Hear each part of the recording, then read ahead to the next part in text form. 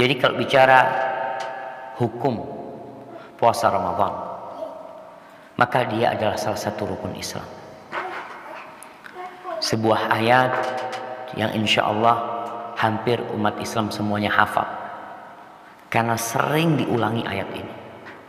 Yang umurnya 40 tahun, kalau sejak umur 10 tahun dia mendengarkan khutbah Jumat, maka dia akan mendengarkan firman Allah ini di surah Al-Baqarah ayat 183. Allah mengatakan, hai orang-orang yang beriman, ya ayyuhalladzina amanu, kutiba alaikumusiyam, telah diwajibkan atas kamu berpuasa sebagaimana diwajibkan atas orang-orang sebelum kamu. Kenapa Allah perlu menyebutkan ini? Mengingatkan umat manusia kalau kewajiban ini adalah kewajiban yang sudah pernah diwajibkan atas umat-umat sebelum kalian. Karena secara alami orang itu meninggalkan makan susah, meninggalkan minum dari sejak fajar terbit sampai matahari tenggelam itu bukan hal yang biasa. Sehingga Allah mengingatkan orang-orang sebelum kalian ini sudah pernah diwajibkan dan mereka melaksanakan. Artinya ini sesuatu yang bisa dilakukan. Jadi jangan bingung dengan kewajiban ini. Lalu Allah menyebutkan tujuan. Karena mengetahui target dan tujuan itu termasuk salah satu yang mendorong kita untuk terpacu mengamalkannya. Allah katakan la'allakum tattaqun, agar kalian bertakwa kepada Allah Subhanahu wa taala. Kenapa kok itu menjadi target? Karena surga Allah itu hanya buat orang yang bertakwa. Allah mengatakan uiddat lil muttaqin.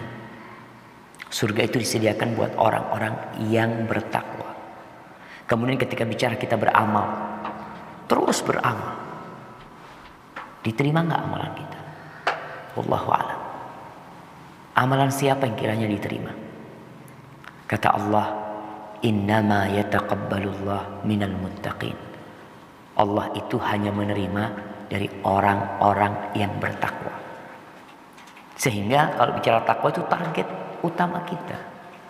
Wasiat yang senantiasa diwasiatkan setiap Jumat, Allah mengatakan, ya ayyuhalladzina amanu ittaqullaha haqqa tuqatih.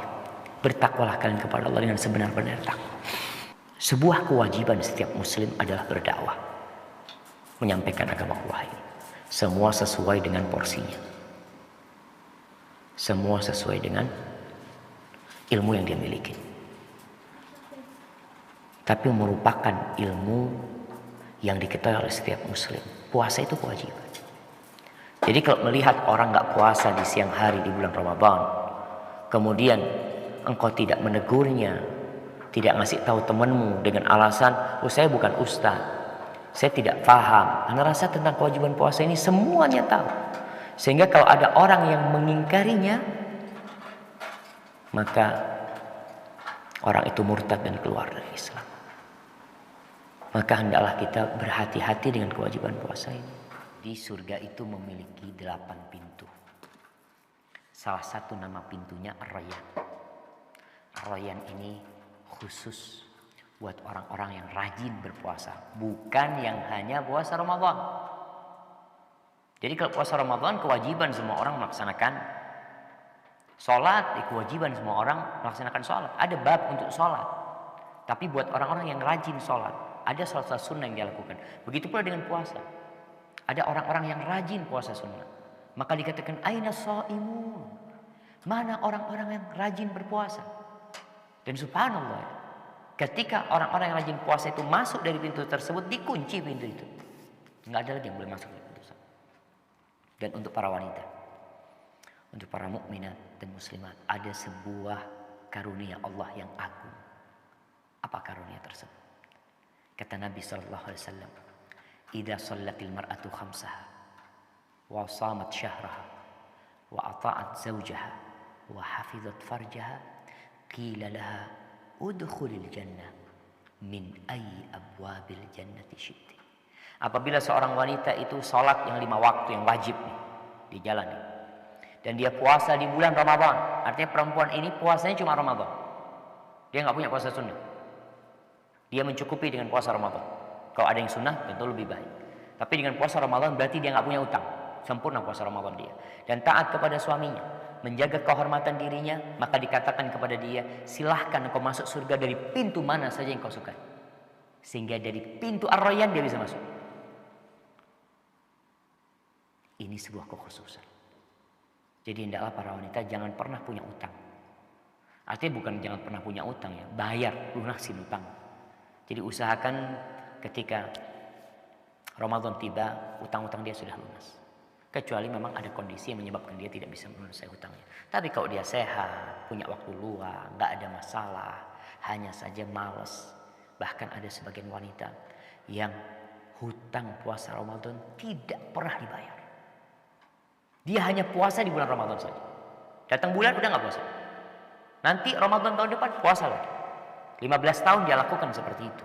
Utangnya tidak dia bayar. Kenapa? Karena wanita memang agak berat untuk melunasi hutangnya. Disebabkan dia harus berpuasa tatkala orang-orang nggak puasa. Suaminya nggak puasa, anak-anaknya nggak puasa. Dia sendiri harus berpuasa karena dia punya utang. Maka hendaklah mencatat, menghitung. Jangan dianggap remeh. Kalau hutang dalam urusan dunia aja Allah perintahkan kita untuk mencatatnya. Hutang sama Allah ini lebih pantas untuk kita ingat. Dan kalau bisa dicatat. Barakallahu fiikum. Jika ternyata hilal bulan Ramadan tetap tidak terlihat karena tertutup mendung atau semisalnya, maka hendaklah menyempurnakan bilangan bulan Sya'ban menjadi 30 hari. Berdasar hadis riwayat Abu Hurairah di atas. Adapun hilal bulan Syawal maka tidak boleh ditetapkan adanya kecuali dengan 2 orang saksi laki-laki yang adil. Barakallahu fiik. Baik. Kalau puasa cukup 1 orang. Cukup 1 orang. Karena urusan puasa ini urusan yang berat.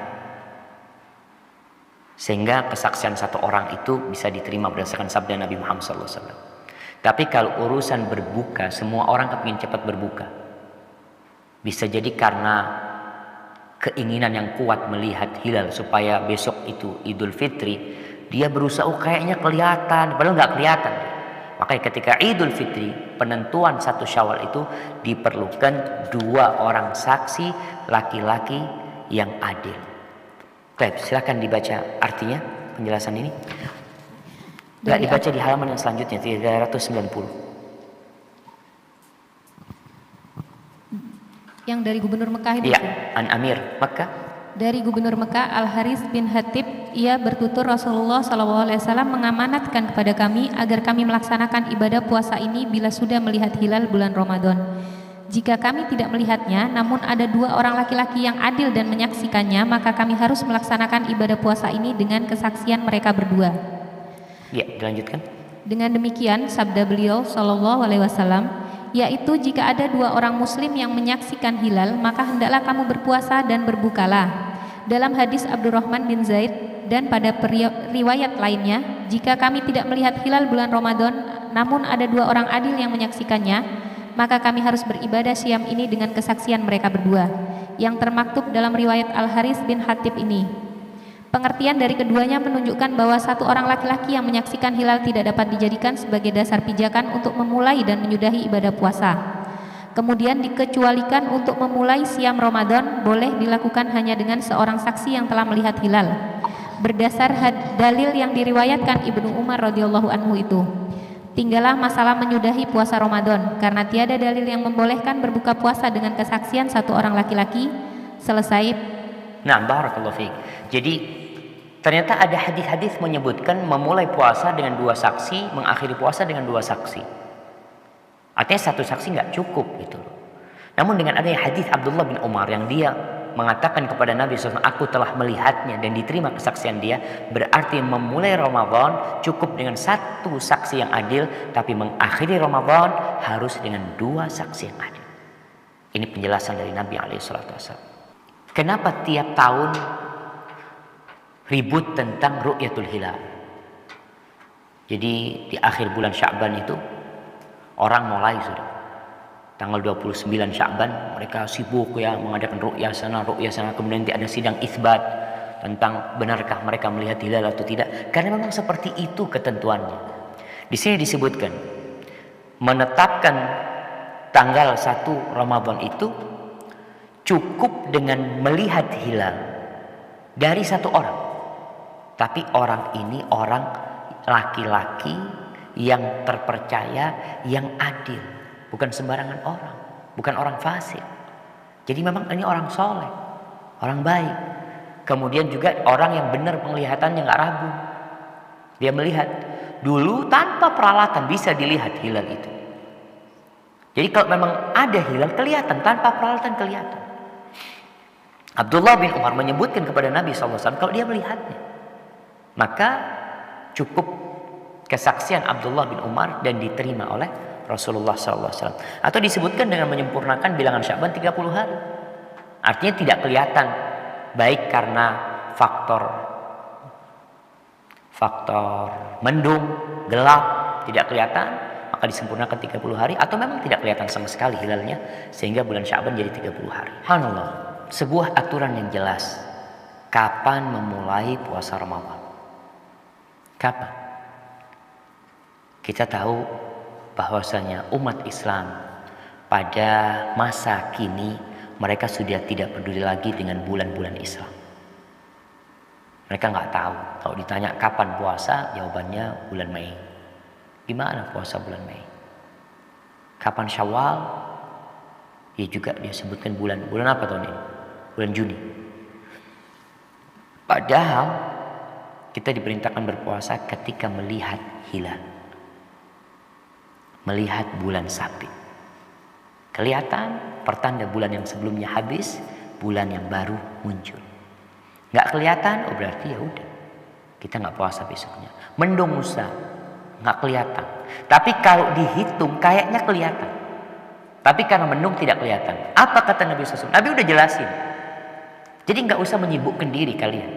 Ketika nggak kelihatan, Nabi SAW mengatakan dalam hadis ini, fa'uddu thalathin, maka genapkan bulan Sya'ban menjadi 30 hari. Oh ini hitungannya kelihatan. Nabi mengatakan lengkapin 30 hari. Ini sabda Rasul SAW, sehingga kita seharusnya menjalankan tanpa beban. Tapi kadang-kala sebagian di antara kita mungkin dia merasa enggak, itu kan dulu, sekarang kan udah bisa dihitung. Emangnya baru bisa menghitung sekarang umat Islam?